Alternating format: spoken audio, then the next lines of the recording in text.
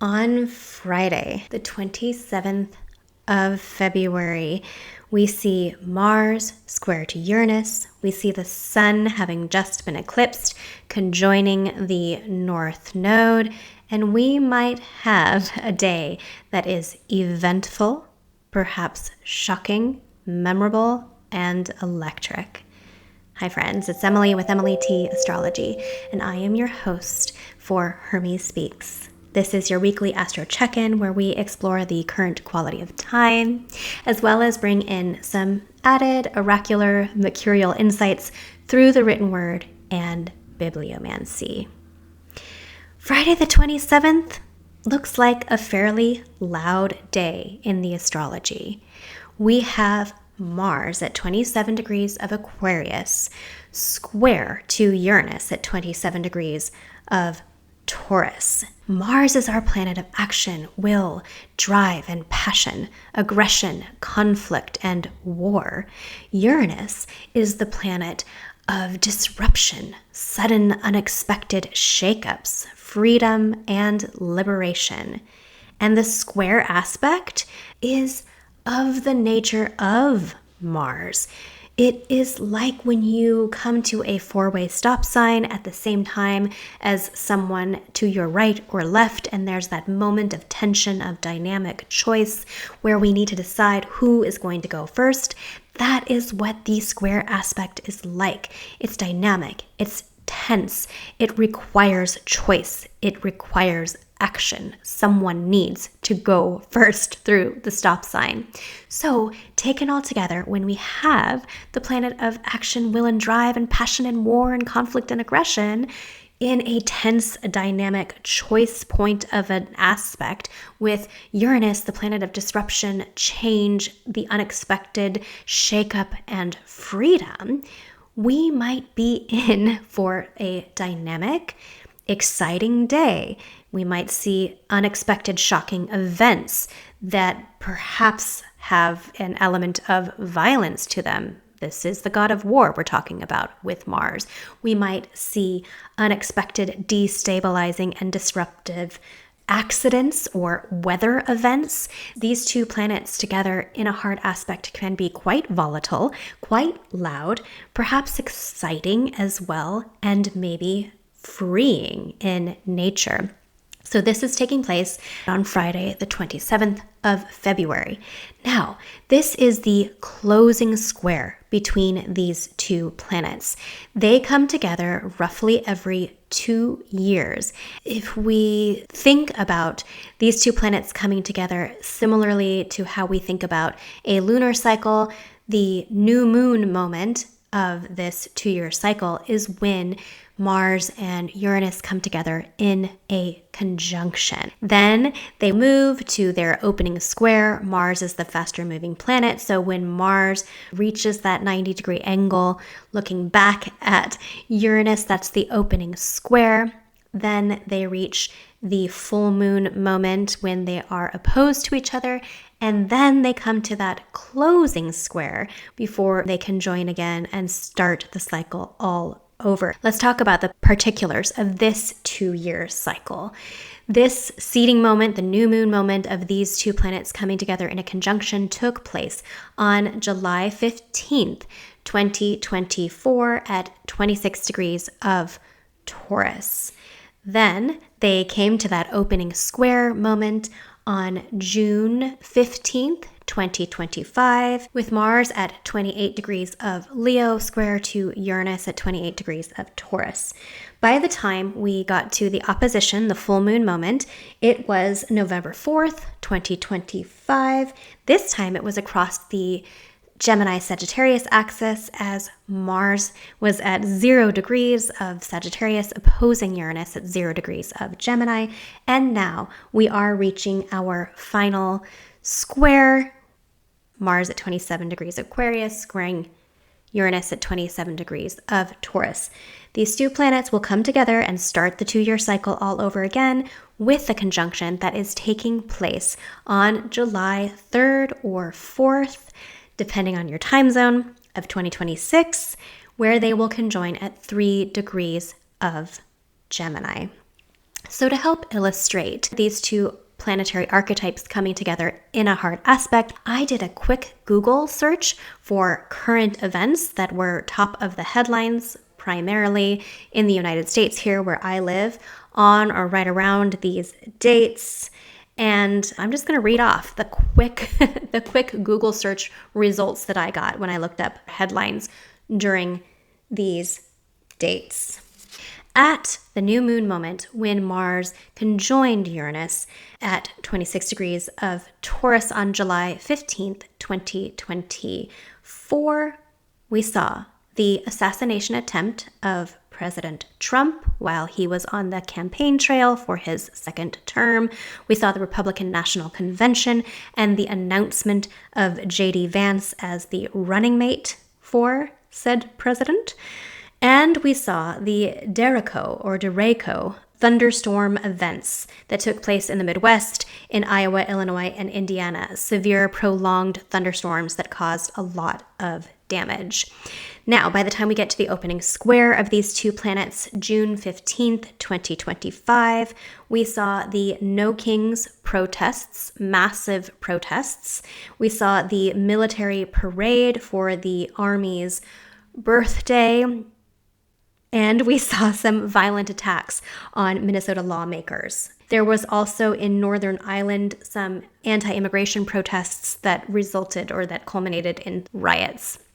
By the time we get to November 4th, 2025, when we saw the opposition between these two planets, that was election day in the United States here. We saw the election of the mayor of New York, Mamdani. We saw a few other major Democratic wins. We saw Prop 50 in California, where I live, passed by a landslide. We saw the death of Dick Cheney, former U.S. Vice President. There was a UPS plane crash. There was a train crash in India with loss of life. And there was the continued conversation around the longest ever government shutdown. Okay, so these were just the top 2, 3, 4 headlines that came up when I did a Google search for these dates, main events, current events that were taking place on or around these dates. And I think that they illustrate some of the ways that these two planetary archetypes, when they come together in hard aspect, might show up. We saw the violent assassination attempt of our president, former president at the time. We saw protests, a couple of different protests coming up.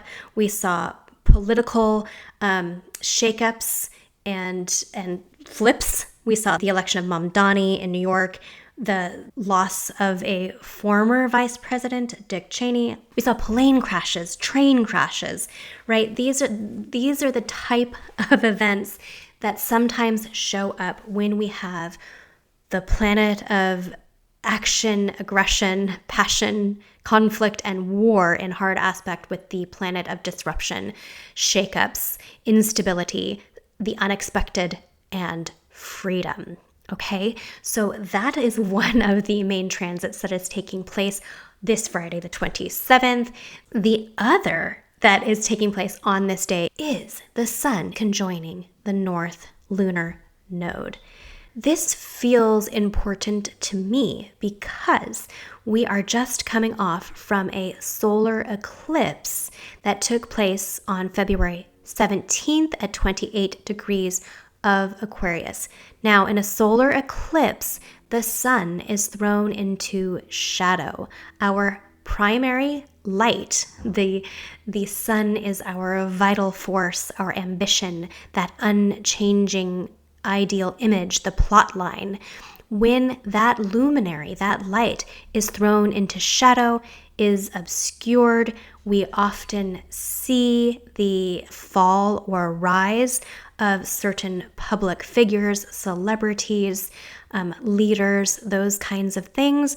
So we just had this solar eclipse. And it was a North Node solar eclipse. The nodes move backward or in retrograde motion through the sky.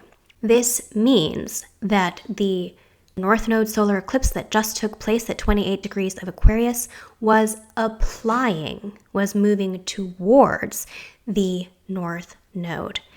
So when we have that sun, that luminary that was just eclipsed, the light having just been thrown into shadow, obscured, now reaching the node, the head of the dragon, the node of fate, we might see the event that becomes associated with this eclipse taking place on or around the date that the sun, our eclipsed luminary, goes into the mouth of the dragon, right? Goes into the node of fate. Sometimes the activation of eclipses shows up with the loud event around the time that luminary that was eclipsed conjoins the node. Now, this can also work the other way. Sometimes when we have an eclipse, the eclipse degree has already passed or is separating from the node. For example, this last September, we had a South Node solar eclipse at 29 degrees of Virgo on September 21st. At the time of that eclipse, at 29 degrees of Virgo, the South Lunar Node was at 18 degrees of Virgo. So in this case, the eclipse was separating from the node of fate that it was attached to. We can look at the date that preceded the eclipse when the sun was conjoined that node, and we might see the expression of that eclipse, that shadowing of the light taking place on that date. So in this example, when we had that September 21st eclipse at 29 degrees of Virgo, when the node was at 18 degrees of Virgo, the sun had conjoined the south node at 18 degrees on September 10th. And what happened on September 10th, 2025? We saw the assassination of Charlie Kirk. Okay? So it can work in reverse as well. Because eclipses can take place up to 15 degrees away from one of the nodes, north or south, it can be a span of about 15 days in between the eclipse conjoining the node prior to the eclipse or after the eclipse when the sun conjoins the node after. We had a solar eclipse on April 19th, 2023, that was at 29 degrees of Aries. This was similar to the eclipse that we just had in that it was an out of sign eclipse. The north node at the time of that 29 degree Aries solar eclipse was still in Taurus at 4 degrees. By the time we got to April 24th, that is when the sun conjoined that north node, now in Taurus, on April 24th, 2023.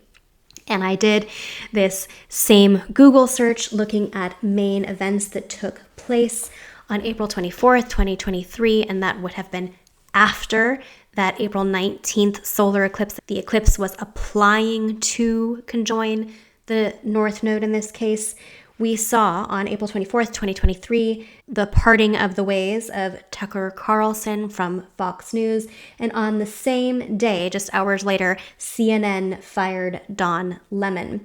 There were also, on the 24th of April, 2023, several geomagnetic storms that caused the ability to see the auroras in much lower latitudes than usually the auroras are visible. Here's an example similar to what we will be having now. We just had an eclipse at 28 degrees of Aquarius, a solar eclipse where the sun was the luminary that was fallen into shadow. At the time of the eclipse, the north node was at 8 degrees of Pisces. And so on Friday, the 27th of February, in addition, literally hours before, we see that Mars square to Uranus, volatile, unexpected shakeups, loud, perhaps violent accidents, the unexpected. We are seeing that eclipsed luminary, the sun, coming into conjunction with the north node at 8 degrees of Pisces. Okay, so what does this mean? We might see the unexpected shakeup of a solar figure that happens on or around the 27th of February, that we then come to associate that with the Aquarius eclipse that took place on the 17th of February, right? We might see weather events. We might see disasters or accidents with trains, with planes, or at sea, considering that the North Node is in a water sign in Pisces right now as the sun is coming to it. We might see the rise or fall of solar figures. This feels like a big day when we've got both of these transits taking place in the midst of eclipse season. We will have another eclipse on March 3rd, a Virgo full moon lunar eclipse. We have Mercury just having station retrograde a day before on the 26th. Okay, the 27th of February, on or around, give or take a day or two, feels like a loud, eventful day. Buckle up. What's it going to be? What's it going to be? I would love to hear if you've got any stories. Put them in the comments. I'd love to hear about them. So we have reached the part of the show where I bring in those mercurial insights through the written word. And this week, I decided to pull from one of my kids' books. I read this series of books to them a couple of years ago. This is Aru Shah and The End of Time by Roshani Chokshi. This is a series of books about Indian mythology, gods and goddesses. I wandered around my house a bit looking at various places where books are collected. I have Gemini on my IC. I love books. I like to be surrounded by books, the actual books, right? Like, I don't do e-readers. I don't do audiobooks. I like to purchase books. Bookstores make me feel good and happy and at home. Anyway, so I wandered around all of the various places where there are books in my house this week, trying to decide what book was calling to me, and this one jumped out. So, Arusha and the End of Time by Roshani Chokshi. I opened the book and read this. She watched as the pebble soared from Minnie's hand. It was a valiant throw. Nice arc, very dramatic. But the pebble fell short and dropped about a hair-breadth away from the cauldron. Aru breathed a sigh of relief. They were safe. But then the infernal pebble did what pebbles can't help but do. It rolled, then tapped the cauldron. The cauldron began to quiver more violently. Its vapor sides began to swirl. Minnie said, "I just wanted to stir up the liquid a little. We've got to hit the fire next." "Spewing poison isn't enough for you?" demanded Aru. "You have to add fire to it?" "The way this room has been designed, the heat from the fire above has turned some of the poison liquid into a gas," reasoned Minnie.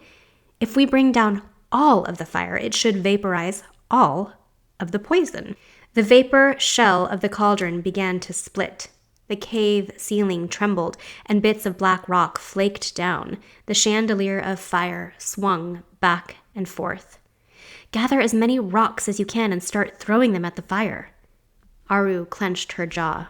"All right," she said. She gathered up rocks, and together the two of them started pelting the fire. A cracking sound rolled through the cave. Fire tumbled down in long, flaming ribbons. In a moment, it would meet the poisonous vapor and liquid of the cauldron.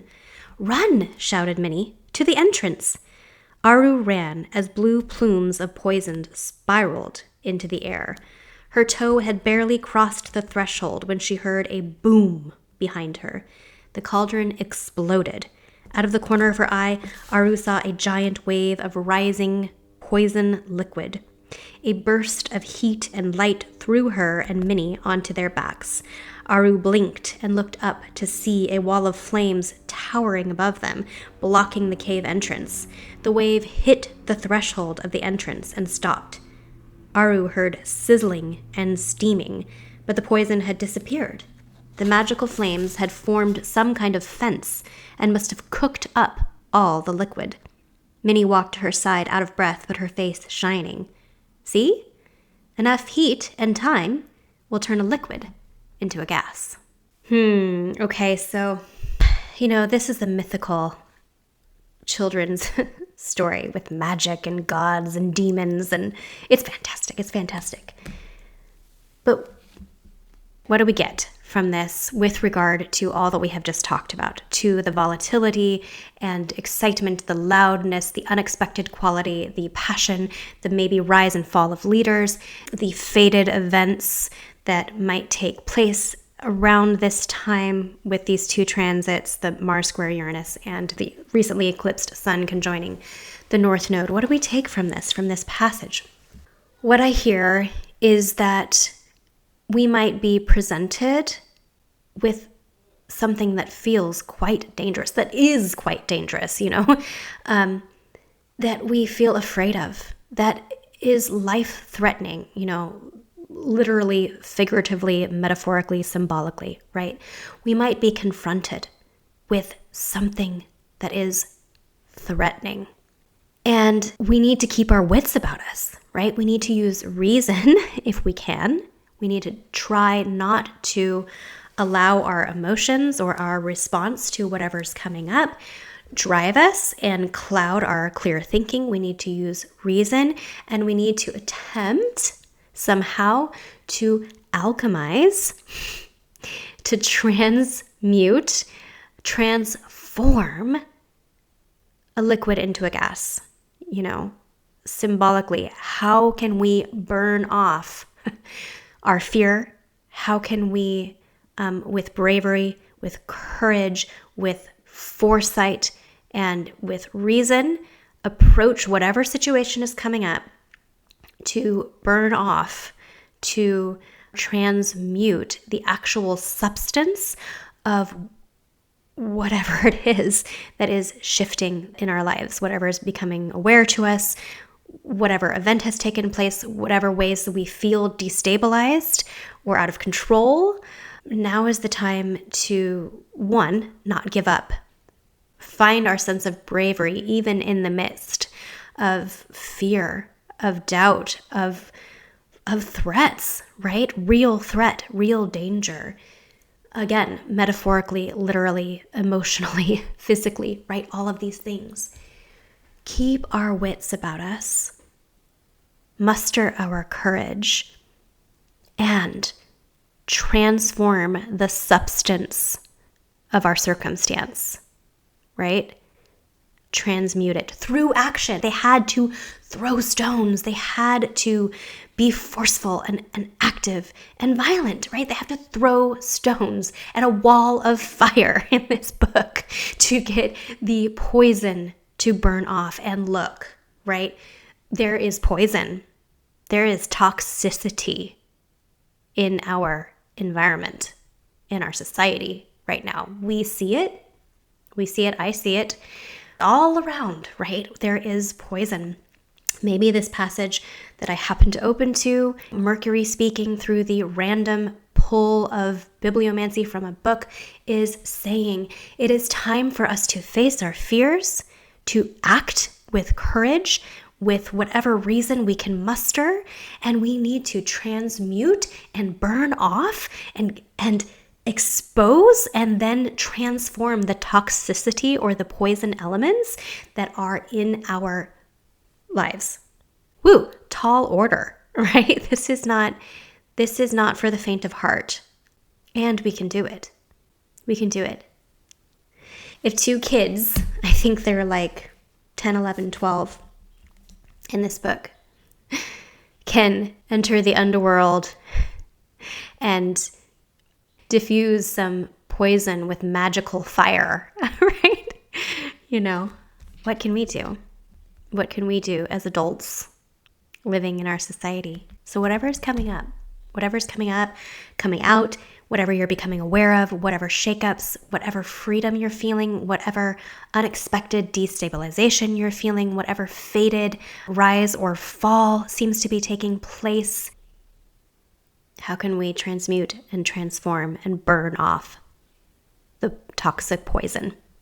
So I hope this was interesting to you. I hope that you got something out of this. If you have any questions, any stories, anything you'd like to add, please put them in the comments. I would be fascinated to hear what you think of all of this. Please give me a like, subscribe, click the notification bell. Help a girl out, right? Help me out. And if you would like a reading with a professional astrologer, given this wild year of astrology, come see me. You can go to emilytotomer.com to book a reading with me. Would love to connect with you. Take it easy. Take care of your nervous system this week. Do some aggressive self-soothing, whatever that is for you. Regulation is going to be key, I think, this week. So take care of yourself. Much love to you guys out there. Much love. Let's burn off that poison. Let's burn off that poison. I'll see you next week.